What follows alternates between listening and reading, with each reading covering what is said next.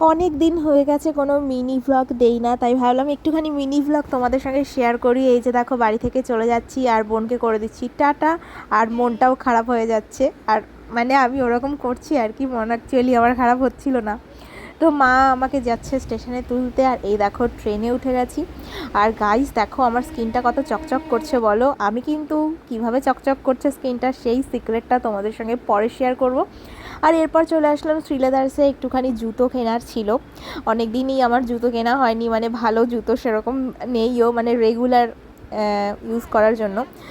মাই god, তারপর শ্রীলেদার্সে এসে দেখছি এত ভিড় এত ভিড়, কিন্তু কালেকশান সেরকম খুব একটা আমার পছন্দ হয়নি। তো এই যে দেখো জুতোটা নিয়েও নিয়েছি, আর এরপরে আমি বিল করার জন্য দাঁড়িয়ে পড়েছি। আর গাইস জানো তো, শ্রীলেদার্সে গিয়ে দেখছি সব বাংলাদেশি লোকজন প্রচুর এসে গেছে জুতো কিনতে। তো এই যে এই দেখো স্প্ল্যানেট এরিয়াটা পুরোপুরি ফাঁকা। তো কেমন লাগলো ভিডিওটা বলো।